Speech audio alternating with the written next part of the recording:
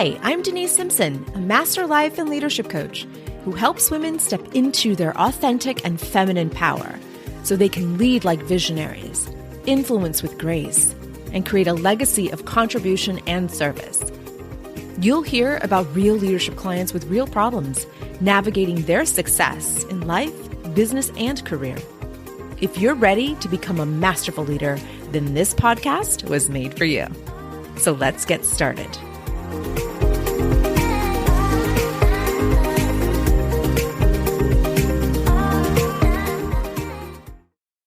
Welcome, leader. You're here. I'm here. Let's get into this discussion of joy.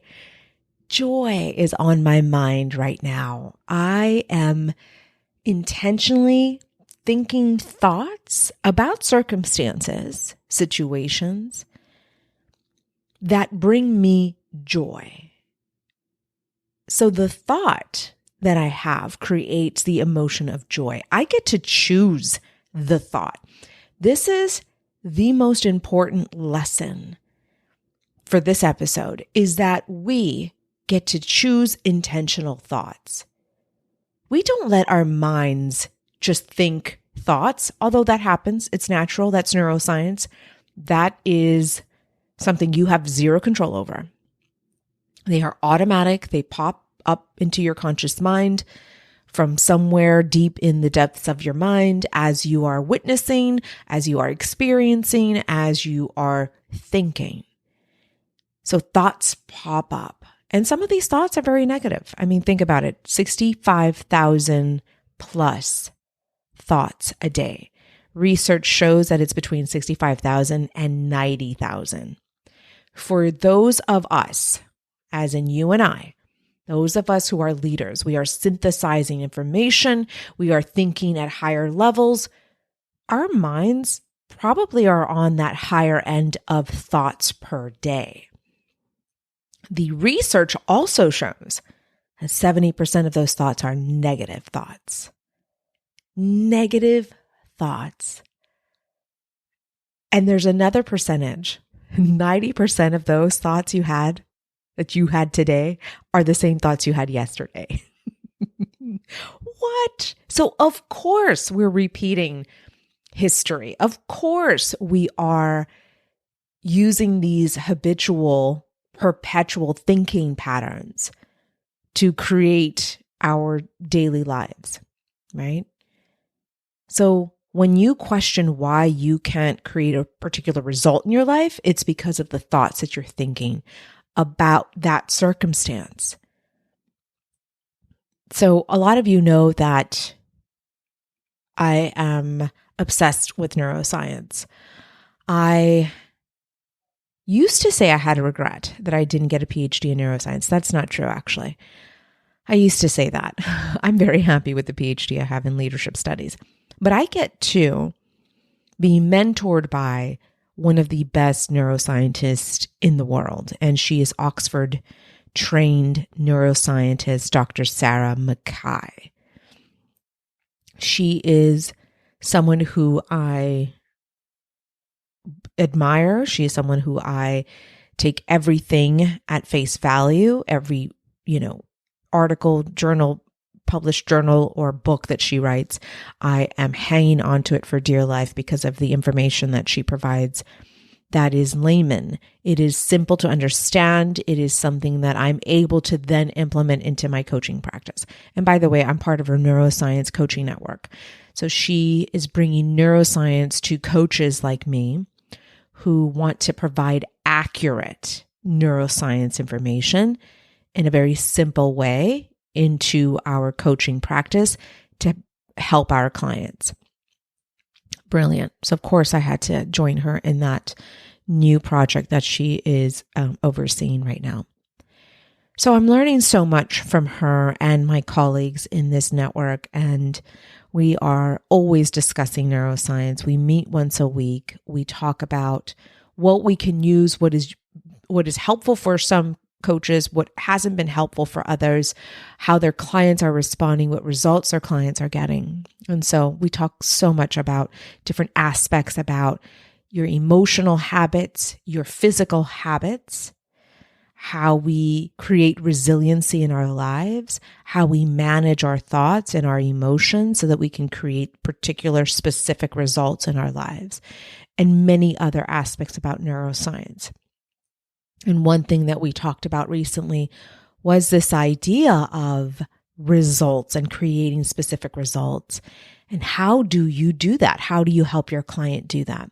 And I shared with them what I've always done, and this is something I learned through my coaching certification process, was this simple linear pattern, this simple linear progression of the belief creates the thought creates the emotion creates an action or an inaction, and that then creates a result. So if you look at somebody's belief systems, what they value, what's important to them, what is in their core, what is moral to them, what drives their actions at the unconscious level are ultimately their beliefs. And when they have a strongly held belief system about a particular circumstance or subject, like let's say money, okay? Love that. I love talking about money.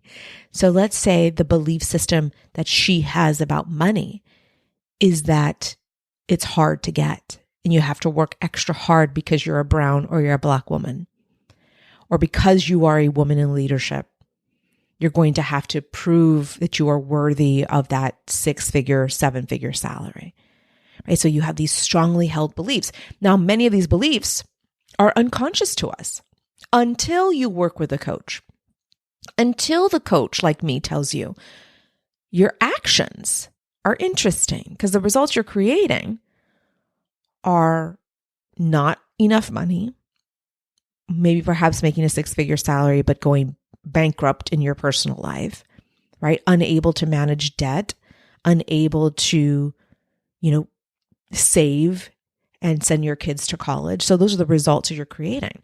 So I always look at the actions that got you there. And I do a reverse engineer. I go back to, well, what thoughts drove those actions? Was the thought that you had influenced by this belief system? And of course it always is. So I'm always looking at your beliefs that influence your daily thoughts. Those thoughts influence an emotion, and that emotion influences an action or inaction. And those actions or inactions ultimately create a result in your life. That's it. That's as simple as it gets. It's simple, but not easy to apply. And this is why I have a living doing what I do. And so when I want to talk about joy, and I want to talk about joy with you, what brings you joy? Is it the thought of your children? Is it the thought of your partner? Is it the thought of your business? Is it the thought of your employees? Is it the thought of your leader? Is it the thought of your government? Is it the thought of your extended family members? Is it the thought of your culture? What is it that brings you joy? Are they simple actions like going for a 5K run every day or once a week? And that brings you joy because you accomplished this task that you set out to accomplish. Or perhaps it's eating on plan, meaning that you prepared a meal ahead of time and you planned this on your eating protocol and you came through. You can check that off and say, I accomplished that. Does that bring you joy? Or does joy look like spending some time at the spa, releasing all of that stress, recalibrating your nervous system, and walking out feeling replenished and ready for whatever comes your way? Does that bring you joy? How about just having a cup of coffee without any kids running around the house, without anybody asking anything of you? You can just sit there and have a cup of coffee. I did that this morning. I had a cup of coffee and I put on a YouTube video, which I always do every morning. And I follow all the videos on Abraham Hicks. If you don't know who Abraham is, go to abrahamhicks.com. Google them, find them, learn everything you can about this collective energy that is called Abraham. I've been following the teachings of Abraham since I was 18 years old. I found them when I was a freshman at university in my college town of San Antonio, Texas, and they were there. Their headquarters are still there. And I learned about the law of attraction at that time and was looking for something other than Catholicism, was really looking for expanding my perspective on spirituality, on New Age, on metaphysics, on quantum physics. And in doing that, I stumbled upon their books. It's never a coincidence. It was meant to happen, and have been following the teachings of Abraham since. And because of the teachings of Abraham, I found really just inner peace and freedom with my life, with every stage of my life, with every circumstance I face. I look at life very differently because of the teachings of Abraham. And so this morning, listening with a cup of coffee brought me so much joy. It was intentional thinking. I didn't let my mind run with all of these thoughts that I had to do today. I had to meet with 3 clients. I have to record 3 podcast episodes. I had to include my 2-hour cross training at the gym. I'm also actually going to run on my treadmill in my house and do a 5K before I make dinner. And so many things on the list today. And I wanted to center myself, and I wanted to be intentional in what I wanted to think today. Instead of feeling overwhelmed, instead of feeling like I'm rushed or this chaotic, kinetic type of energy, I wanted to start this morning with a very strong foundation of joy. And as I was journaling, I do that either during the YouTube video or shortly after, and I pause all the time. They're short 15-minute videos, but I'm always pausing between what Abraham says. And I wrote down how I wanted to set up my day, what I wanted to feel by the end of the day, what I wanted to feel throughout my day, how I wanted to interact with my clients and interact with my gym mates or interact with my spouse. I wanted to be intentional. Didn't want my brain to run wild with all of these thoughts, 70% of them being negative and 90% of them coming from the day before. So I wanted to be intentional in the thoughts that I wanted to think today. And these thoughts were focused specifically on creating the emotion of joy.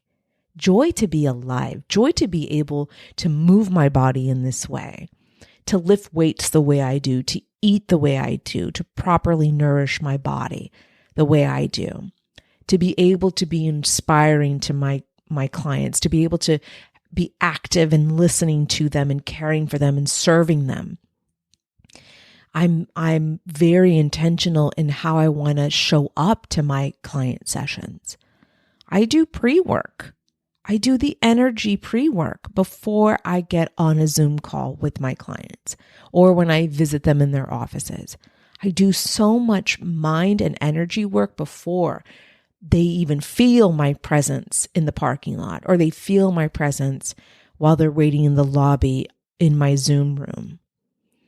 I do so much work to be prepared in this way because I, through my energy, is setting the intention for this session, setting the course for the session that we have. I am driving that through my energy. I don't have to say a single word. They feel my energy.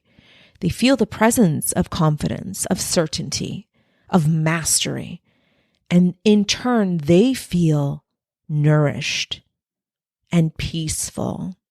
And they feel like they have the freedom to speak however they want to speak, share whatever they want to share, divulge any information they want because of the energetic presence that I purposely, intentionally work on before we are physically looking at each other through Zoom or physically in the room together. This is what I get to do. And this is what you get to do as a leader, is to prepare the environment. You are pre-paving the way to the environment, right? You are on that journey every morning. You get to set the path, and you get to set it with your energy. And you do that through the thoughts that you think and the emotion that you tie to these thoughts. So joy is the foundation. Joy is, I think, and I believe, one of the natural states of our beings. But unfortunately, through childhood experiences, through modeling of not so great behaviors from our well-intended parents and leaders in our families, to our experiences as young adults in high school, through our experiences in college, through what society has told us we can or cannot do, what our culture has pre-programmed us to believe and think. So I believe our baseline is joy. But through living life and through experiencing what we've experienced, joy feels like it's unattainable now.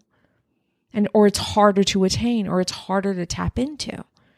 But I want for you to know that you have the choice to feel as good as you want to feel joy every day if you please. This isn't positive psychology, by the way. This takes effort. This doesn't mean put your head in the sand and don't care about those that are suffering. It's tending to your energy first and being intentional in choosing the thoughts you want to think so that you can feel the emotion of joy. You have the choice. And this, my friend, is what we call freedom. It's called sovereignty. It's called inner peace. You get to be intentional in what you want to think and how you want to feel. And how I want to feel every day is joy. And listen, there's days where it's harder to feel joy. When my husband was in Poland, he got COVID and, helping the refugees out of Ukraine. He, was doing an amazing job, but I was rocked. My safety, my nervous system was rocked. It was triggered. And I had a really rough time that month and a half that he was gone for. I couldn't feel joy because I was worried about his safety. Usually I'm worried about mine. I'm super hyper vigilant, especially when he travels, but because he was in another country, my attention turned on his safety. So I was neglecting my body. I was neglecting my nervous system, and I bypassed all that so that I could focus on his security, like I could do anything about it here. His safety and security, right? Really? No. And so I had to do small things to adjust my thinking and feeling about his circumstances, where he was at and where he was living. Was he even being fed? He's obviously sick. He has COVID. He contracted COVID by helping these patients, by helping these refugees. And so many emotions were coming up for me. So many thoughts were coming up for me. And so there are times when you are going to have a challenge. It'll be a challenge to be intentional in your thinking. But on those days, which are most probably of your days, you get to set the tone and the pace through your energy. And it starts with the thoughts that you want to intentionally think. So I recommend that you either set some time, be intentional in your block of time, 15 minutes, 20 minutes max, where it's just you and your brain. You can do what I do and watch a video, Teachings of Abraham, or by the way, the YouTube channel that I subscribe to is called Animated Abraham. They're just really cute little animated 15-minute videos on Abraham. Or just go to their channel, go to their website And you can pull up some of Abraham's videos there. You could do that, or you can set aside some time to do meditation. If you are a new meditator, your mind's going to wander. It's going to find all the reasons why you can't do this. So for those that are new to meditation, I always say, how about we do instead some self-hypnosis? Self-hypnosis is active meditation. You are guided through a script and you are put into an area or place, I should say, where your brain is calm and able to receive information at the unconscious level. And so it's about brain activity and brain levels, but self-hypnosis is something I've done for so many years. And so I have 2 apps that I highly recommend. It's Grace Space Hypnosis. It's run by Grace Smith. That is a paid app. And another paid app is the Harmony app. And this is a gentleman out of Great Britain. And he's amazing. So both of them are paid subscriptions, but they're well worth it. And they have topics on different challenges that you may be having, or just you want to have a better night's sleep. You can do that too. But use this in the morning before you start your day. Or here's a third option. You just get to sit with your thoughts with no distraction. Maybe pen and paper is all you need. And you write down what you want to think about, how you want to feel today. And don't worry about the actions. Don't worry about the results. Those will come naturally. And at the end of the day, you're going to reverse engineer. You're going to go, wow, because I felt so much joy today, I actually did all of these things on my to-do list that I was dreading doing. And the result I created was definitely in my favor. So just pay attention at the end of the day, what results you've created because of this intentional practice that you are going to do in the morning. I want for you to choose joy. This is my sales pitch to you, that you deserve to feel joy, that you get to do this freely. You get to write down what thoughts you want to think today and carry those thoughts on a paper and go back to them. Because that thought or those thoughts you've chosen are going to create the great joy throughout your day. You're going to find yourself interacting with people, interacting with your spouse or your partner, interacting with your employees, your supervisors, your leaders. You're going to find yourself more patient with others, more calm within yourself. You're going to feel peace inside. Like right now, this is my 3rd episode that I've recorded today, and I met with 3 clients today, did a 2-hour training at my gym, and in about another hour and a half, I'm going to get on the treadmill and do my 5K run. And then I'm going to cook dinner. And I feel so calm, so peaceful, and truly sovereign because I did the inner work this morning and it's carrying me through. This energy is carrying me through the rest of my day. And this is what I want for you. Choose joy, and this is how you do it. All right, my friend, I hope you found today's episode helpful. Let me know how this works out for you. DM me over on IG at Dr. Denise Simpson. All right, my friend, I'll catch you on next week's episode. Take good care. Bye for now. Hey, before you go, I have a special gift to share with you. It is my exclusive guide on the 15 values of a masterful leader.